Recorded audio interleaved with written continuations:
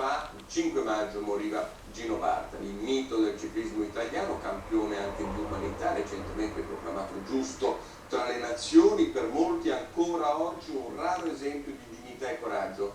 Lo vogliamo ricordare nel servizio di Michele Shankar.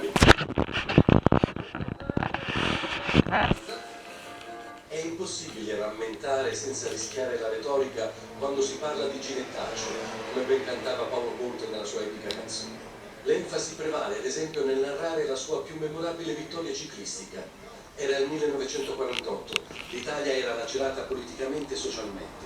L'attentato a Palmiro Togliatti porta il paese sull'orlo della guerra civile. Bartali corre il Tour de France e De Gasperi gli telefona la sera del 14 luglio e gli dice: è importante che tu vinca. Detto fatto, e ribaltando i pronostici, Bartali stravince e gli italici animi si placano, ma non quelli dei francesi.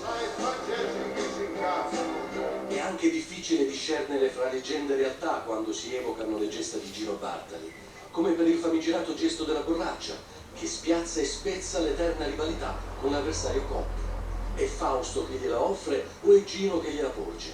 Mistero mai fugato. Un complesso di cose. Allora forse si può solo ricordare, nel senso etimologico di riportare al cuore, perché al di là delle sue mitiche imprese, il cuore di Bartali è stato indubbiamente grande. Negli anni 43-44 salvò centinaia di ebrei dalla barbarie nazifascista. Con la sua bicicletta, infatti, durante i suoi allenamenti trasportò documenti falsi destinati a far scappare i perseguitati. E così Israele lo nominò giusto tra le nazioni. Un riconoscimento postumo, perché bene si fa e non si dice, come lo stesso Bartali affermava.